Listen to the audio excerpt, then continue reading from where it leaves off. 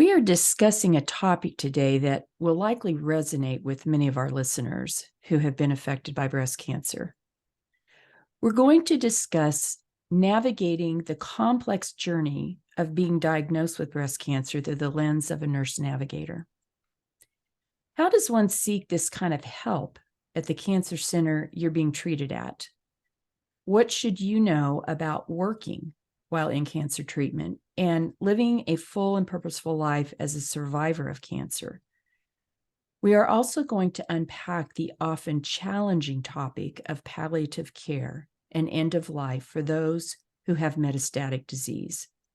It's going to be a full episode. What is going to make this a learning experience for me as well is the guest I have on the show today. Her titles, accomplishments, and accolades are far too many to mention. In fact, I felt like I kind of rolled the dice even reaching out to her to ask for an interview, but she quickly and willingly accepted my invitation.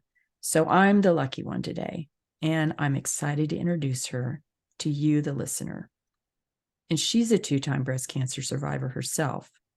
She understands on a personal and professional level what many go through while navigating a diagnosis of breast cancer. My guest today is Lillie Shockney.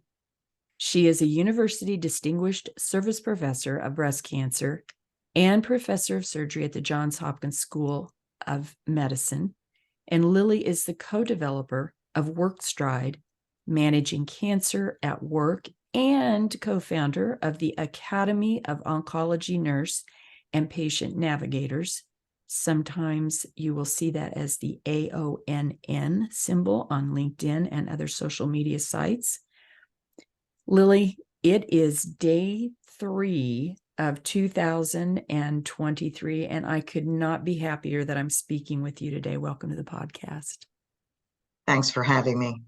Yeah, this is a thrill for me, really. And we had a nice chat before we started recording today, which makes this seem like an even warmer meeting for me today. So I really appreciate you being on. I didn't even get through the list of everything that you do, but can you just give us a summary, Lillie, of your work now? So I did try to retire 4 years ago in my role as director of the Johns Hopkins Breast Center. I have worked at Johns Hopkins for 40 years. That's 40, so quite some time. I no longer am in the director's role, but still do a lot of the hospital administrative functions for the breast center. I also still oversee a program that myself and one of my colleagues developed called WorkStride, Managing Cancer at Work, which we'll talk a little bit more about in a few minutes. I do some consulting work, still do a lot of public speaking, but am doing it virtually whenever feasibly possible, starting with COVID, and I've just kind of maintained that so I can take care of family members that need me for health reasons. And I still conduct and teach others how to do metastatic breast cancer retreats. So for those patients with stage 4 disease, I developed those in 2006, a very long time ago. For Hopkins, I do 2 of them a year. One's for couples. The other is for women not in a romantic relationship. So they bring their female caregiver, mother, sister, daughter, or best friend. And I've helped 9 other breast centers launch them across the country. And now we're really making a concerted effort to even doing that more, so that anyone who is in that situation would have an opportunity to attend one of these free 3-day, 2-night retreats. I also do a lot of writing for various publication houses. I have written 30 books. My 30th came out just a couple months ago, 100 questions and answers about metastatic breast cancer. I took the top 100 questions that I am emailed nice. And sorted through them and ranked them and answered them. So I just thought that would be hopefully helpful to folks. The other books are textbooks for physicians, okay, textbooks for nurses, And then there's one that is my personal story about being diagnosed with breast cancer and ending up having delayed deep flap reconstruction. And the book is called Stealing Second Base. Because I remembered in high school, you'd go in the bathroom on Monday morning to find out how far did you let that guy get on his first date. And second base was the breasts. So when I had deep flap done, I was told that the first thing I said when I woke up, which I don't remember because Yeah. you're in that fog, but I said, I got to steal second base. Um, and thus that became the name of the book, which is kind of Oh ironic. my heavens. Uh, I love that. I love that. You had a great surgeon too. You shared that with me. You shared that with me before the podcast because I was asking about your surgeon, and that's so I guess I didn't realize you had deep flap. I knew that you were a two-time breast cancer survivor, Lillie, and I guess I hadn't realized that. And also, digging into your bio and some information, I found out we have something else in common. We were both chosen as patients of courage by the American Society of Plastic Surgeons. So kudos to your surgeon, Dr. Mohabedian, who I have met at conferences, and to mine. Let's just give him a little kudos this morning, Dr. Minos absolutely. Christopoulos, who nominated us for those positions. How did that? What was that like for you doing that? Well, it Because was an honestly, interesting. when I looked, not to interrupt, but when I looked at your patient of courage, I went to the ASPS site because now, I mean, I felt like a movie star when they, announced mine, because now they send this media team out to your house and do the full. Oh, do they? Oh Oh, my goodness. yes. Huh. It was quite an experience for me. I had to wrap my mind around that, but it changed things for me in terms of my advocacy. What was that like for you? What do you remember about that? That was I've gotten 61 awards, I know. 55 national and 6 state awards. So this is one of those national awards. And a primary reason why I was nominated wasn't just because of Mo Nahabedian, but also because of Navin Singh, who was one of our reconstruction surgeons at the time at Hopkins. And he also did other types of reconstruction. For example, individuals who had very large cancers in their muscles of their legs. He would literally transplant another muscle and skin from another site. It was very complicated microsurgery. In any case, at this time of this award happening, Dr. Singh had met with the department chair for the Department of Surgery and said, Lillie is the strongest advocate I've ever known for encouraging women to get reconstruction done. That she says, you were born with two breasts, you still have the right to still have two breasts. Don't think of this as you're doing something selfish for yourself. What you're doing is restoring your silhouette to be whole in whatever manner that you wish that to be. And she also respects those who choose to not do that. Yep. She said, but she teaches us as doctors a lot. And he said, I would like to recommend that she have a faculty appointment as a primary faculty appointment in the School of Medicine. This had never been done with a nurse before, ever, anywhere. And the chair agreed. So it went before the nominations committee and I became an instructor. One of the surgeons, breast surgeons there, saw me in my office at the end of the day when we finished clinic, and I was online on the Hopkins faculty website in the silver book and reading in the gold book.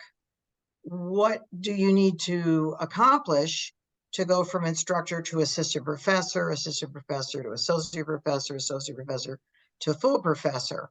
And he came in and he said, what are you looking at that for? I said, because I want to see how you climb the academic ladder. And he went, oh, Lillie, now you should be content being an entry-level instructor. And I said, Oh, he didn't know who he's talking before to, I did he? retire, I will be a full professor here.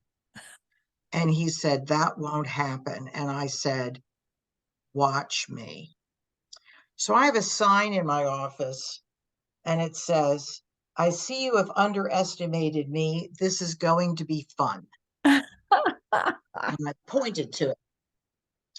And I am a full professor and was also appointed to a physician chair by the medical board, the dean of the School of Medicine, and the president of the university, which also has not happened anywhere and probably won't ever happen again.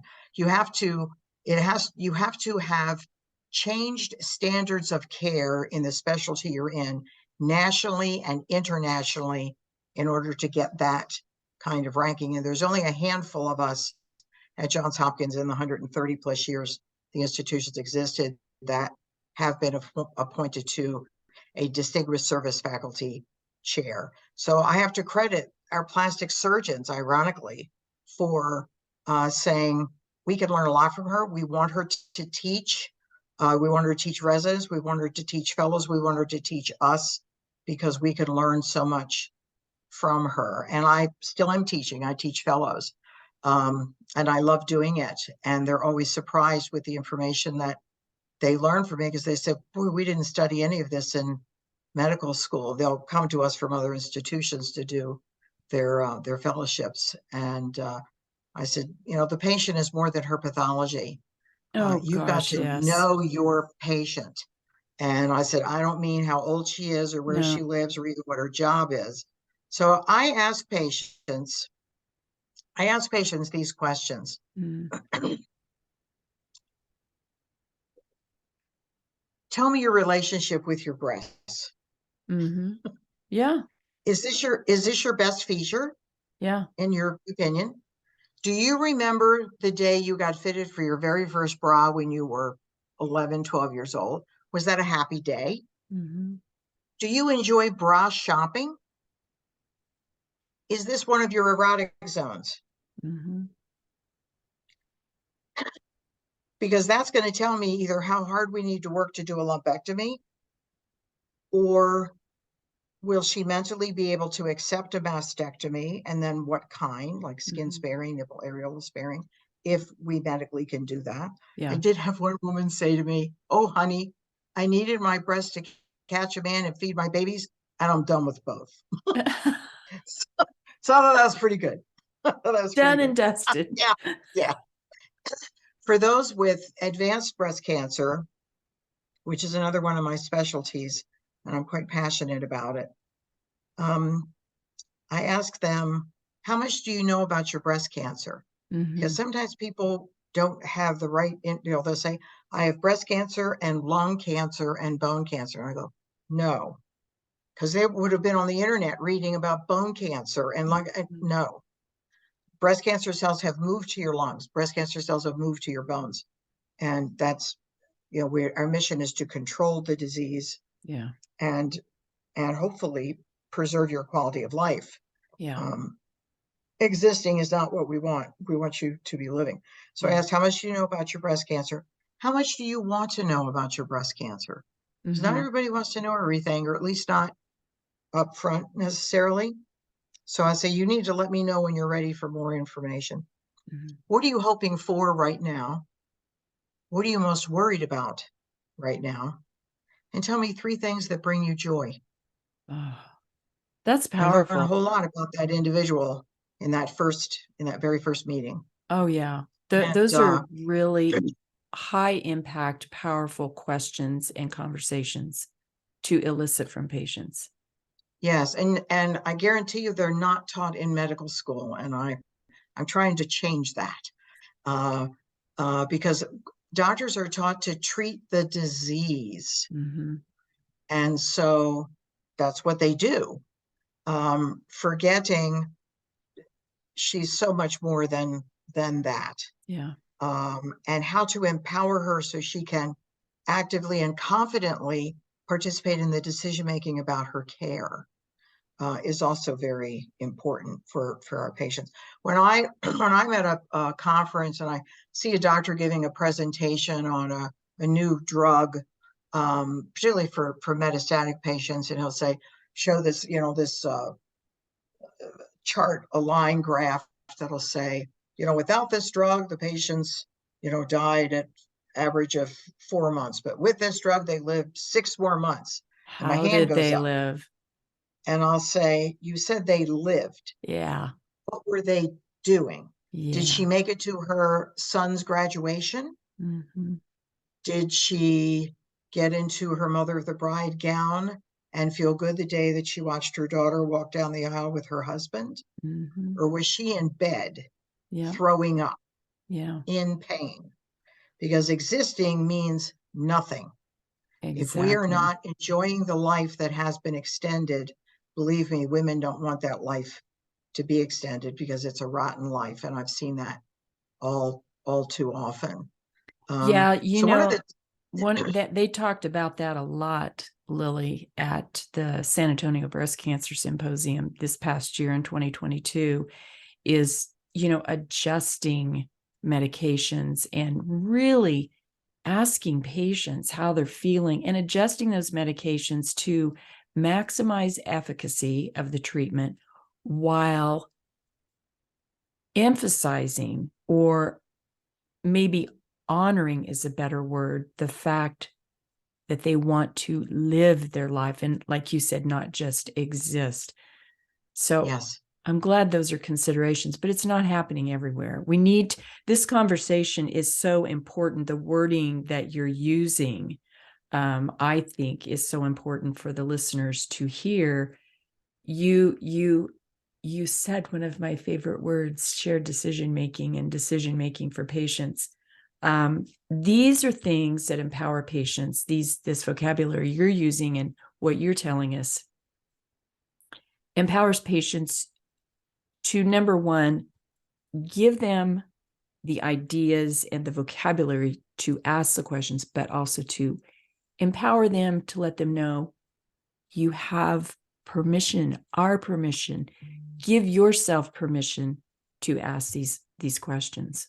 They're important, and it's not and easy. both patient populations, those that we believe are going to survive and do Yeah. well as those with stage 4 disease, I ask them what their life goals are. Mm-hmm. Um, and I'll give you an example. We had a young woman, late 20s, diagnosed with stage 2B breast cancer. I saw a diamond ring on her finger that she was kind of twirling around with me. And I said, oh, I see a new diamond ring. Do I? Yes. I said, when are you getting married? She said, in a year. So I'm thinking, okay, her hair will be back by then because I'm, looking forward Mm-hmm. at what we need to do in order to make that a wonderful day. And so I said, I see you work as a bank teller at M&T Bank. Tell me, what are your life goals? Where do you see yourself in 1 year? Do you see yourself Mm-hmm. as a new bride? 5 years? Do you plan to have a family? She said, we hope to start a family in about 2 years. So I thought, well, I need to get you into fertility preservation then, because we're going to start with big gun chemotherapy, Yeah. since we know you've got considerable disease, and thank God your scans are clear, but we need to, really throw the kitchen sink at you Mm-hmm. before we operate. And I said, so 10 years from now, do you see yourself as the president of the bank?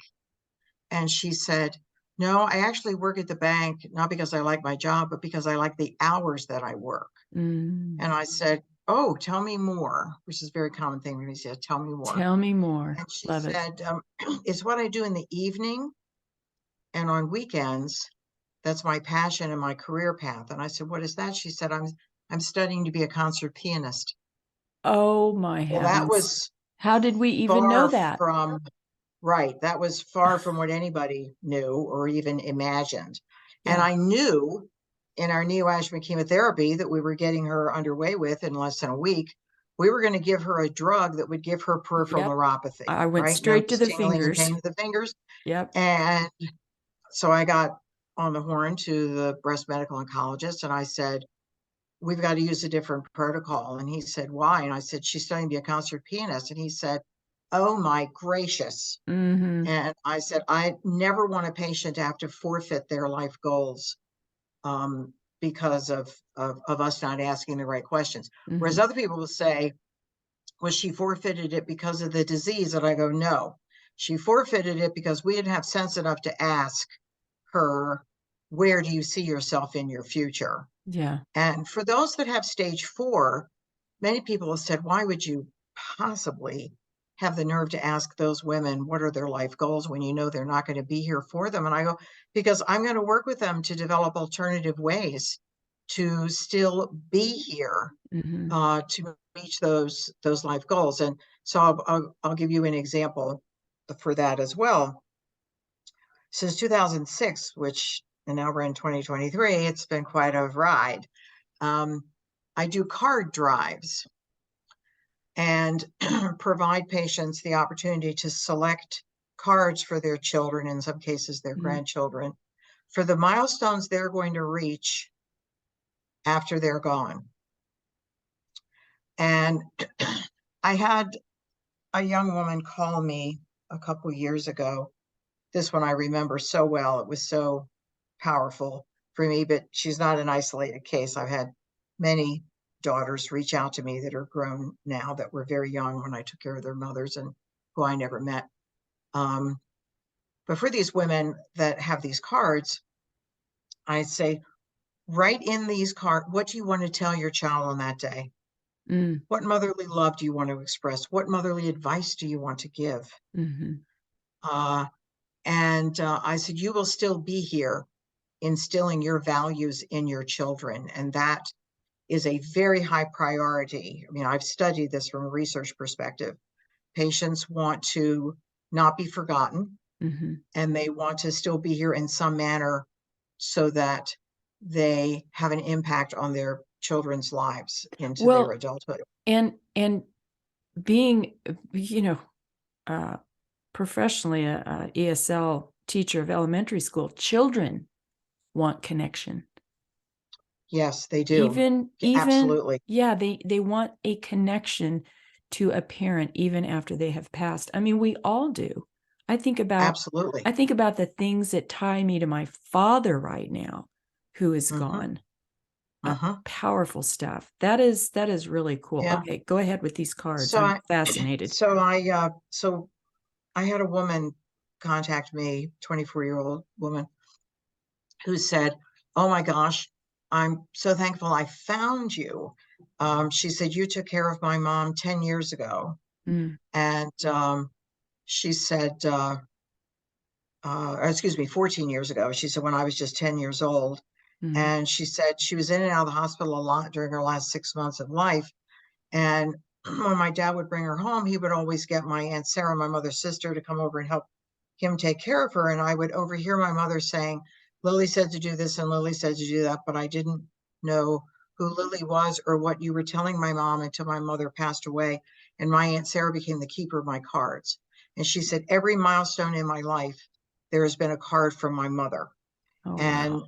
she said, I am so connected to her. I feel the spiritual connection to her when my Aunt Sarah hands me one of these cards. She said, when I got my driver's license, she said, that was the briefest note my mother wrote in all the cards I've gotten. She said, in that one, it said, please drive like Aunt Sarah. Do not drive like your father. She said, when I graduated from high school, when I graduated from college, she said, there were, her words of wisdom and her pride expressed in these cards. And she said, I wanted to track you down. She said, so I called the Johns Hopkins general number, said, can you pass me to the breast center? Is there anybody there named Lillie? And they said, yes, Lillie Shockney. And here I got you. And she said, because 3 weeks ago I got married. And she said, as my Aunt Sarah helped me with my veil, she handed me a card from my mother. Oh my And she gosh. said the edging of the envelope had yellowed because it was 14 years old. Yeah. And she says, I took the card out. She said it was a beautiful card. And as I opened it down the left-hand side, there was my mother's blue pen handwriting, something I fear we've lost because Uh-huh. everybody texts and emails and Yep. Young people aren't even taught how to read cursive, which is driving me crazy. But she Don't said get at me the top, started on that.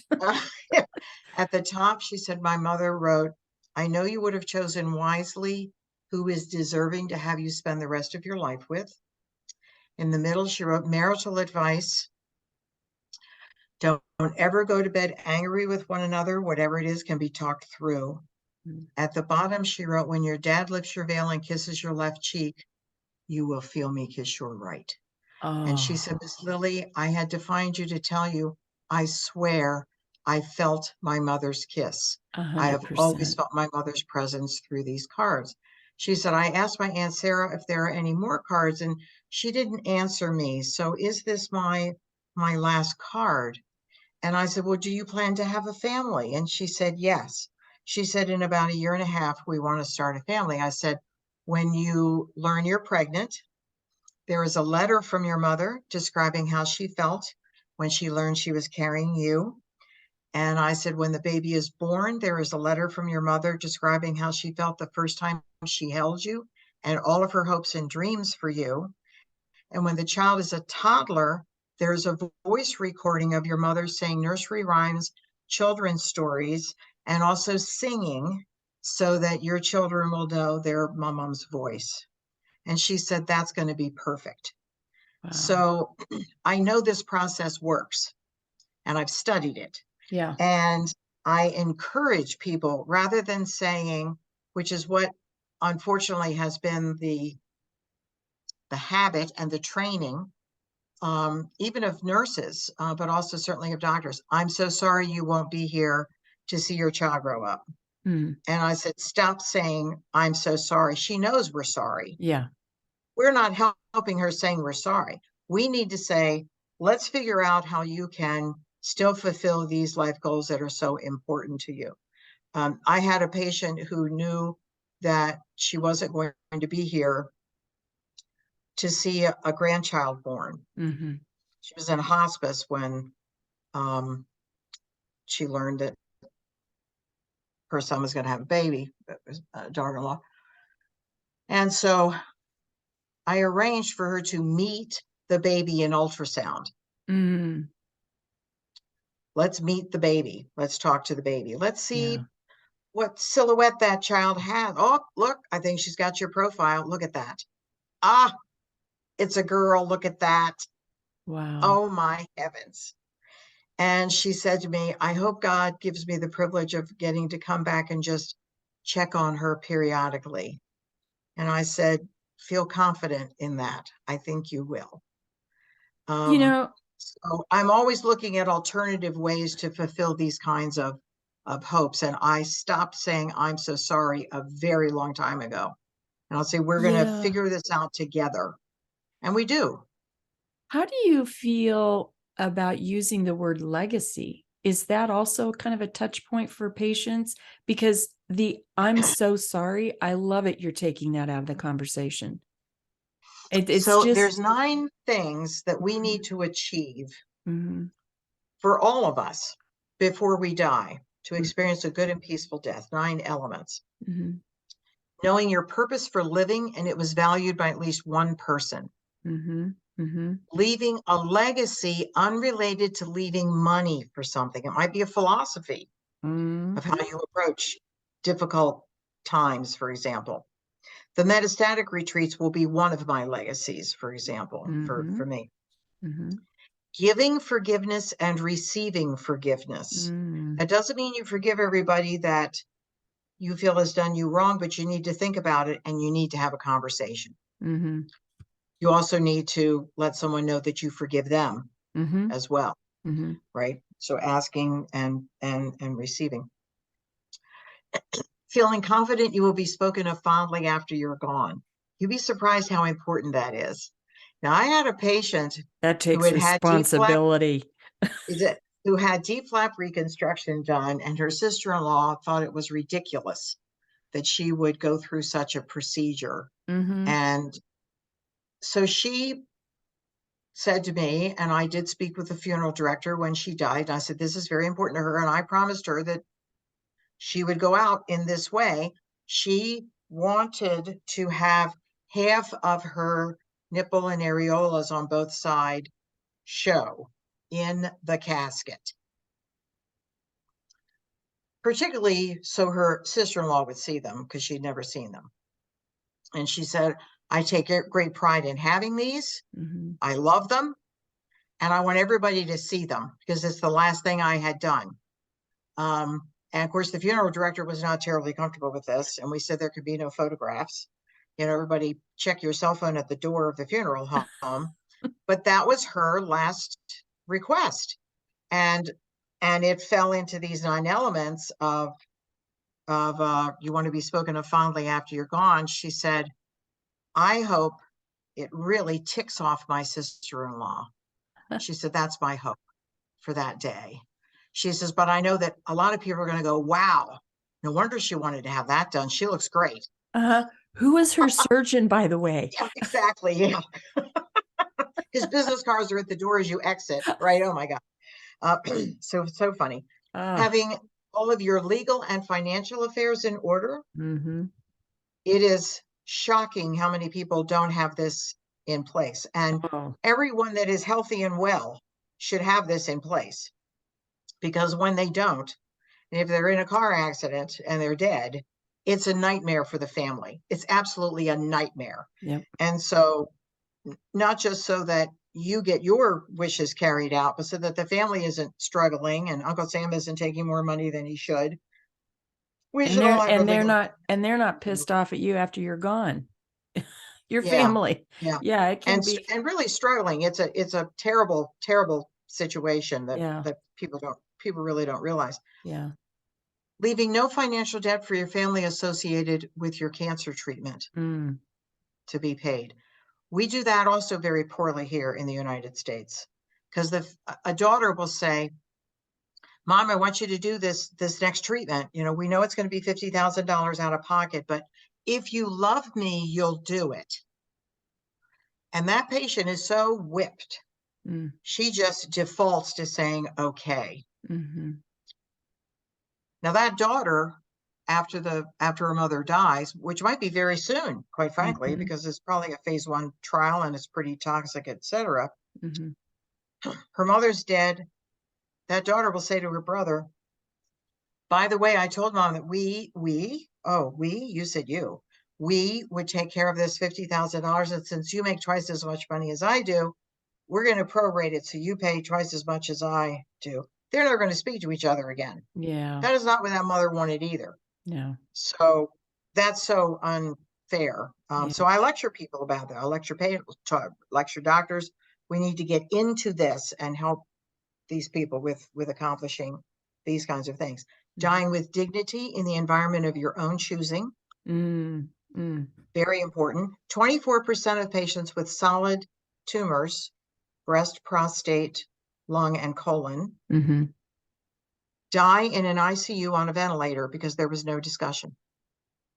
That's a crime, in my opinion. And it's a terrible way to see a loved one pass.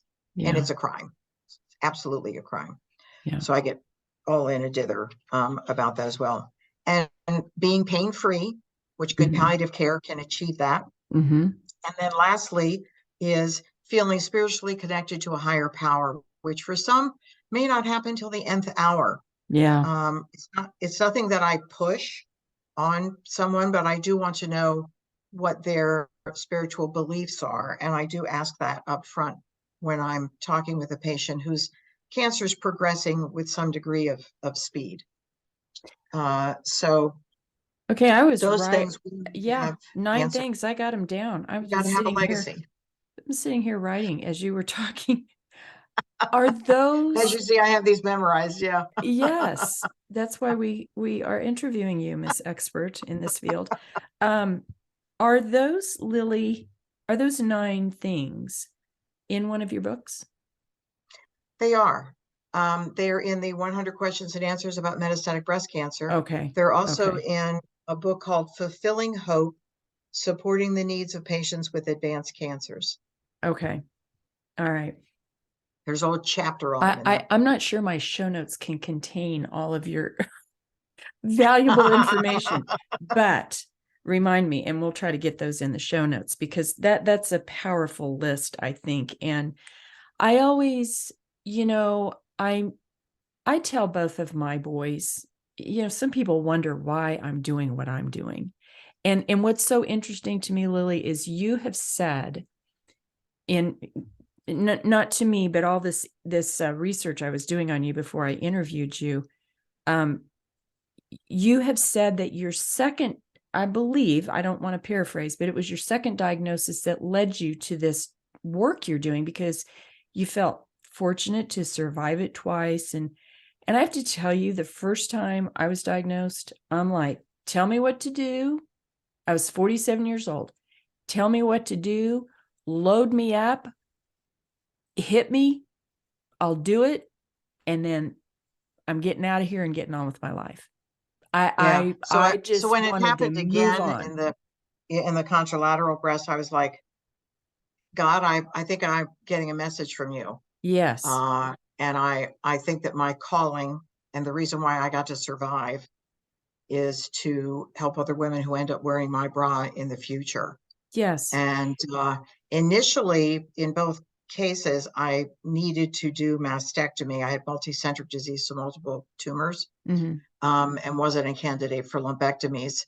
But I also wasn't a candidate to do any kind of reconstruction. I had serious complications from general anesthesia. So I was put in twilight for both my mastectomies. Not something I would recommend, but that was the way it was. I had 5 abdominal surgeries done in the past, all done as emergency procedures. And every time I ended up in the ICU. And it was complications of the anesthesia. So I thought, okay, he said, we can't do reconstruction. I thought, okay, I'll have Betty Boop and Bobby Sue, my breast prostheses, and, we'll march on with our life.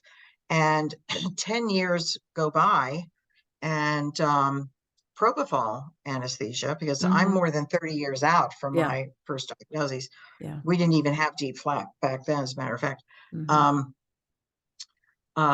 So 10 years fly by, and propofol became our number one general anesthetic. Right. And I sat down with an anesthesiologist and said, my history, you've put me to sleep 3 out of 5 times that you've seen me in the ICU, and I'm very curious about this drug and whether or not this perhaps is something I could use in the future. And it has a 15-second half-life. Unfortunately, Michael Jackson made it famous for all the wrong reasons, but given in the operating room, it is very safe and done well. And so I was tested with it, and they said, this is a home run for you. So suddenly I had choice given to me of, you can choose to do reconstruction if you want to. And I had put that so far on a back burner, it wasn't even on the stove anymore, because I just thought, this will, never happen. And I'm, perfectly fine as we are, and have pressed forward. So I talked to my husband first, and I said, I know if I do reconstruction, I wanted to do DIEP flap. What do you think? And he said, well, don't do it for me. If you want to do it for yourself. And I thought, I'm not used to doing anything for me. No, you need to help me with this. And he said, well, I'm telling you, don't do it for me. This needs to be your decision. I think we're fine, but if you want to do this, I'll support you in doing this. That's exactly what my husband said. Right. Yeah. And then I went to our daughter, who was in her early 20s. And she said, Mom, I've seen you in the ICU 5 times. I've seen you nearly die. Please don't do anything. So I thought, what I was missing, ironically, there wasn't a Lillie Shockney to talk to Lillie Shockney, because I was the strongest advocate for women to have reconstruction done.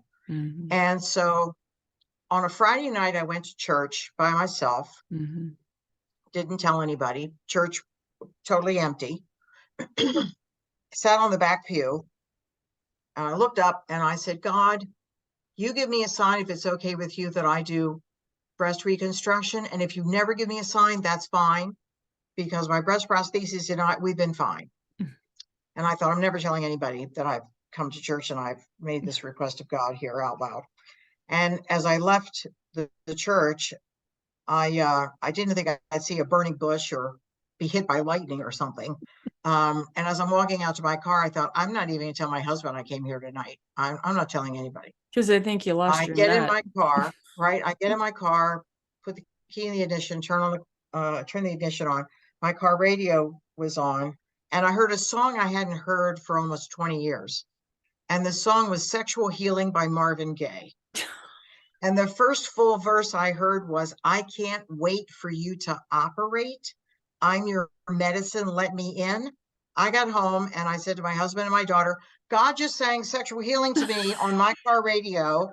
I am going to do deep flap reconstruction. And they both thought I had lost my marbles. So when I I had the will procedure never done, listen to that song the same again, Lillie. Thank you for when I that had the moment. operation done, I had on headphones listening to that song as I was put to sleep. It was Oh wonderful. my Yeah, heavens. it was wonderful. And Ugh. so yeah, so I thought he sang to me. I'm supposed to do this. And my mother said that Oh, when I awakened, I put my hands up on my chest and I said, the girls are back. I got to steal second base. Um, you know, yeah. I don't, my story is not that good, but because I lived without my breast for 7 months, you know, my circumstances had to find a surgeon. I wake up very difficult. I wake up very difficult. I'm a slow waker upper. I've had issues with anesthesia too. And we talked to my anesthesiologist. I absolutely loved this woman. She looked at me and she says, you got me the whole day. And she says, I'm going to be in touch with your husband. I mean, we both love this woman. She was great. I woke up like a baby. My poor husband, because I'm a slow waker upper, he was standing in the corner of the hospital room after they brought me up. You know, I've got all my monitors to monitor the flap. I've got Your this is drains and this is yeah, before they started using AirAss at my center, like a year before. So I'm, you know, different situation, different circumstances. That's the yeah, yeah. progress of surgery. And so I looked at him standing in the corner like a scared mouse. And I looked down at this humongous white surgical bra, you know, with all this padding underneath it. And I looked down and I started laughing and I said, nipples up, nipples up. Don't ask me why I said that, but I was giggling. And, you know, taking all the lightness away from this, I did it because I was an amputee for 7 months and I had a body part back. And to Yeah. me, I didn't care what they look like underneath there. I looked down and that mental image of having my body parts back, both of my breasts. And I looked at him and I said, go home. These nurses got me. So he went back to the Airbnb because we traveled. But yeah, I mean, I love sharing these stories. I want, Yeah. So, you know, for women that are not able to do reconstruction for medical reasons or because they right, have stage 4 disease or whatever the right. situation is, and they have that profound disappointment, Mm-hmm, I tell them what my husband told me. Now, my husband's a retired tractor trailer driver. He has nothing to do with the medical field. mm-hmm, But he said to me, he said, you're having transformation surgery. You're being transformed from a victim into a survivor. So you're exchanging your breast for another chance at life, and that's a fair trade. And he said, and when you look down, I don't want you to see that your breast or breasts are gone. I want you to see that the cancer's gone. mm-hmm. That got me through, and it's, believe me, it's gotten through many of the patients that I've taken care of to help with that disappointment. Mm-hmm. Now, I also will tell women that are going to be wearing breast prostheses, I said, you need to name them and they get presents. Yep. And the presents are pretty expensive. Mm-hmm. I sent out adoption notices when I got my first breast prosthesis, named her Betty Boob. And one of my girlfriends mailed her a present. She mailed her a gift. It was a ceramic Christmas ornament in the shape of a baby bottle. And inscribed on it, it says, Betty Boob's first Christmas, 1992. So we keep it displayed year round. It's very funny. It's quite a conversation piece.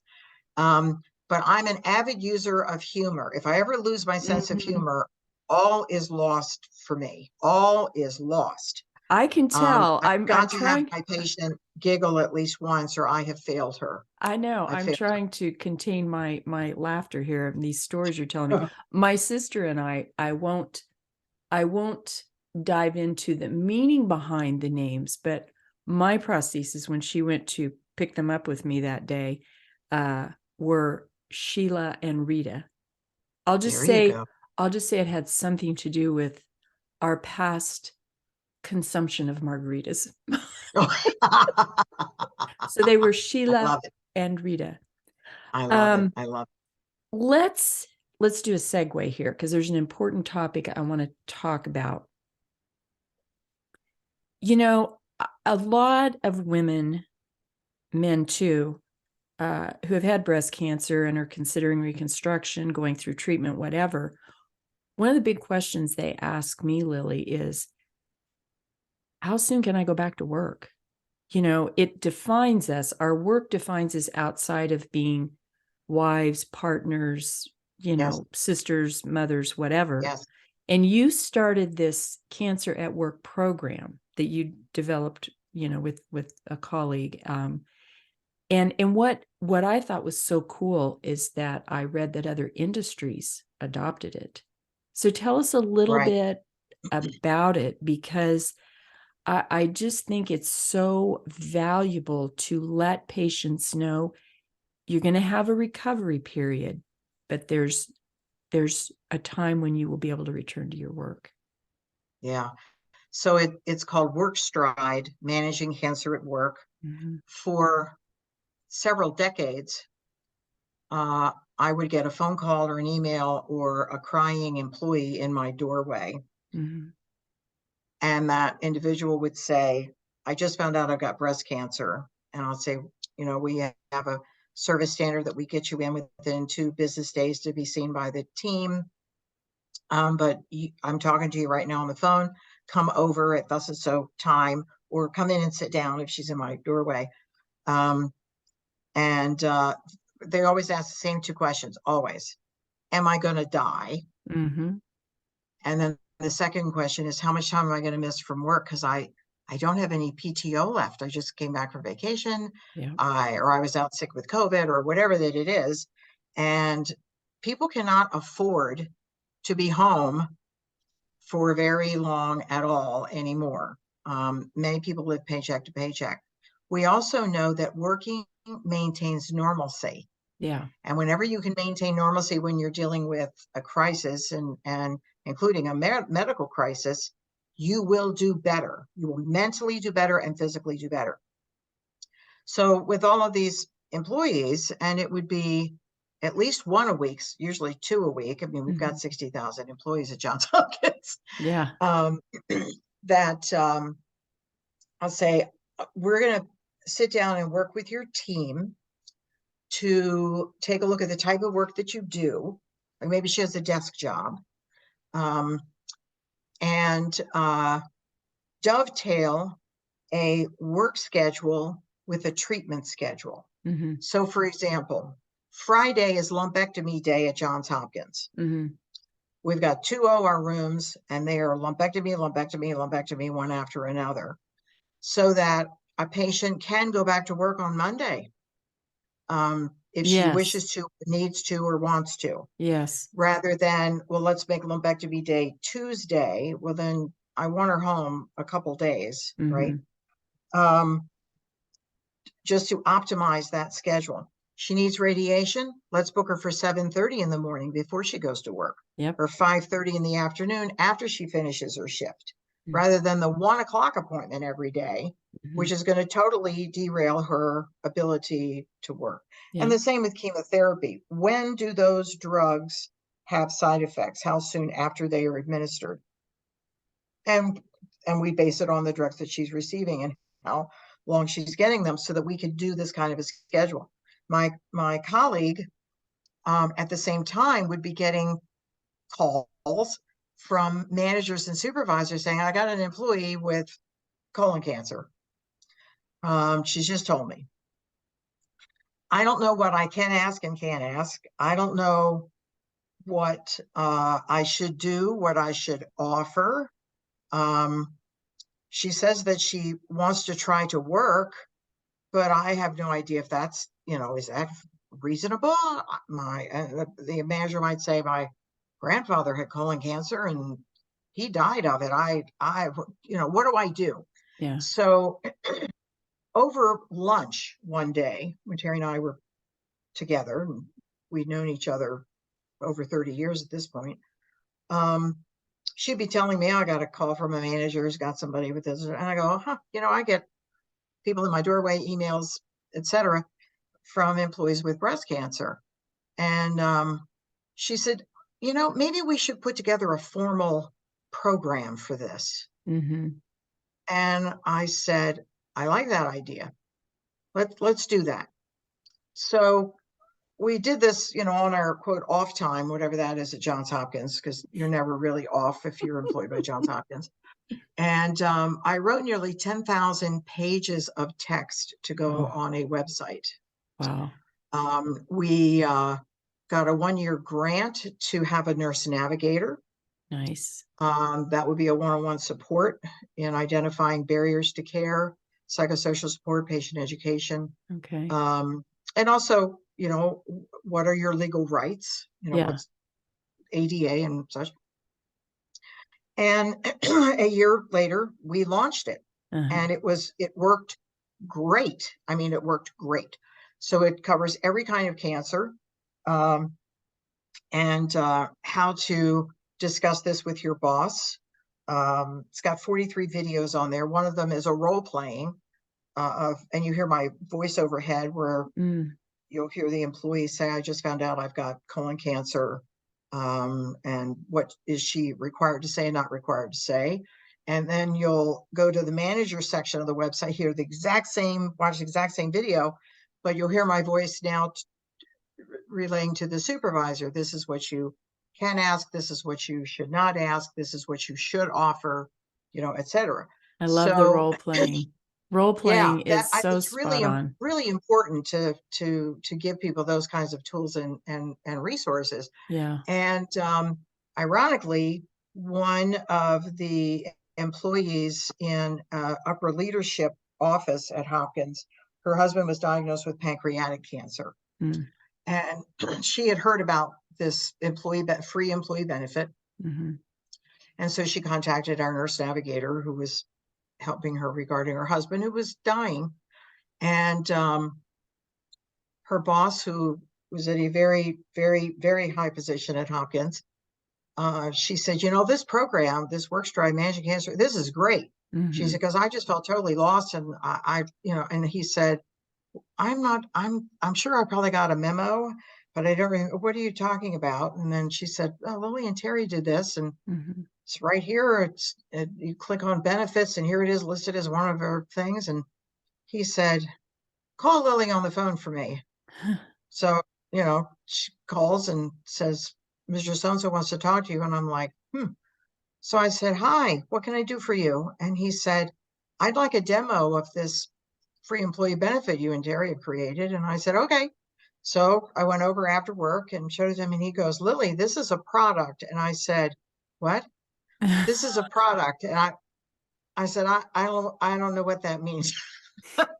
And he said, we have a division of Johns Hopkins called Johns Hopkins Healthcare Solutions, where faculty like yourself will have invented something that we can market to other businesses and corporations who would benefit from it. And I go, wow, I didn't know we had such a department. Yeah. So within 6 months, we had 8 big corporations and businesses that we were offering this to. Now we have, we're covering millions of lives now. Yes. Across the country. And We did it for Hopkins family, as we call it, which sounds like we're part of the mafia, Wow. doesn't it? The Hopkins family. Yeah. But it has worked very, very well, and it will be one of my legacies. I was going to say, Ironically, we it, just started it though for our own 60,000 employees, but now, as I say, you it's just don't know, do you? there's new businesses or corporations coming on in the next 2 weeks, starting the new calendar year for their fiscal year, that have said, yes, we want this for our employees. 1 in 3 men and 1 in 3 women are going to be diagnosed with a life-threatening cancer in their lifetime. The majority will be working when it happens. And so helping our employees if they are a caregiver to a family member is also part of it. And then educating managers and supervisors, and even to the point of educating them how to maintain productivity when you do have an employee who's out. Yes. One of the biggest differences between DIEP flap and tram flap when it comes to work, somebody has a tram flap, that's a 6 to 8 week recovery. Yep. It is. Yeah. I went back to work at 3 weeks, physically back to work with my DIEP flap. Yeah. But 24 hours later, after my DIEP flap, I had my laptop and I was already answering my emails at the hospital. Yeah. That I felt well enough to do that and enthusiastic enough to want to do that. And as I say, working makes us feel normal, and Yeah. whatever we could do to maintain normalcy. People that have advanced disease want to work as long as they can Yeah. because of that need for normalcy. And it's very common that the people that are your biggest supporters and that care about you the most are your coworkers. They may be your best friends. Yeah. They want to, rally you on. They want to be there for you in whatever manner that they can be. So we have a Well, section also to for coworkers. What can I do to help my colleague? What can I how can I constructively support this person? yeah. People people think I'll bake her a cake. So now she's got 14 cakes. And I'll say, might be better if you made her some healthy casseroles she can stick in the freezer. Or if your kid is in the same band that her kid is, pick up her kid from band practice and drop him off at her house. Yeah. Or go grocery shopping for her and have her give you the list. But don't just fix her high fat, high calorie foods. That's really not in her best interest Yeah. at this time. And so what do people do? So they get a cake and then they get another cake and they get another cake. And they're like, well, this person went to a lot of trouble, so I got to eat this cake because she went to a lot of trouble. And now we've got people gaining weight during their treatment, Yeah. which we really don't want to have happen. And then you've got body image issues with that can play with your psyche, particularly if you've already lost your hair and now you're gaining weight. Oh, brother. So I'll say, let's Yeah. do the right I thing. remember my husband saying, when we lived in Texas, they're just so hospitable there, and across the country in many places. But we just happened to be in Texas during my first diagnosis, and I was on the Red Devil, so I was pretty sick, adriamycin, and but they needed to eat. I had 2 strapping boys and my husband, and he said, if somebody brings one more chicken casserole to my front door, they do mean but they're well. they mean so well. They're not connected up with one another to know what people are bringing. But today, with websites, good resource websites, you can post, we need help with these things. Yeah. And people can sign up. And we'd like a spinach quiche. Who can do that? Sign up. To make it better coordinated. Certainly better coordinated. Yeah. Yeah. Man, I could spend the day chatting with you. I think we should probably think about wrapping this up, Lillie. But you and I chatted about this before we began recording too, and we both have this commonality. And I told you I might bring this up. Where you come from, who you are raised by, what influences you early on in life, I think has really impacted both of us in the work that we're doing, because it was my second diagnosis that launched me into my advocacy. Not my first diagnosis, it was my second diagnosis. And I think back to how I was raised. I was raised by two parents from Kansas who were born and raised on farms or in small communities in Kansas.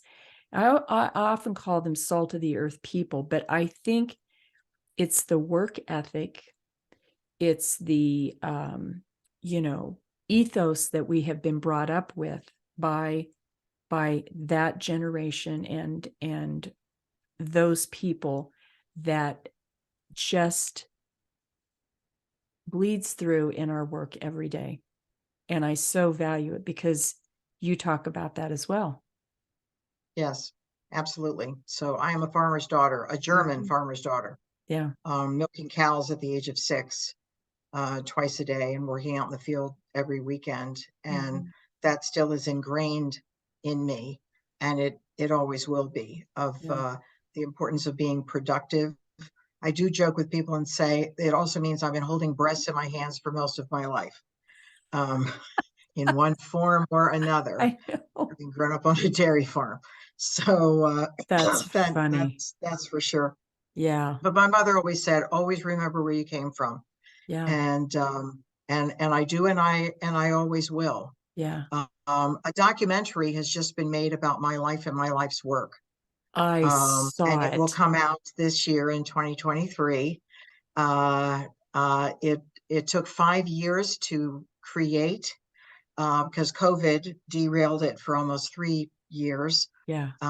81 hours of footage of interviewing people and filming parts of some of the metastatic retreats, and filming my family, and people I work with, and why I created the Academy of Oncology Nurse and Patient Navigators. And all of this was focused on. They even have enough footage. We're now discussing possibly doing a second documentary that would focus specifically on the unique needs of patients with metastatic breast cancer. Wow. Because that is something I teach and preach and know well. So I actually had a conversation with the producer this morning about that, and he says I have enough footage to do a whole second documentary about you wanting to know about patients' life goals and the questions that you ask, and why this is a different way of teaching doctors how to take care of a cancer patient. But I was really tickled that it has been completed, and it will be out and on television in 2023. Well, that's why I reached out to you. I saw that little carrot you dangled on LinkedIn the other day, and I'm like, okay, I need to talk to this woman. And here's the thing. As I sit here talking to you now, and I'm looking at you, I'm in awe of you, Lillie. I mean, I'm sure that you have people tell you that, but here's the other thing. I've never met you in my life. Okay, we're screening here on Zoom, but I feel so connected to you. It's so easy to talk to you. And so I think that's the takeaway message today.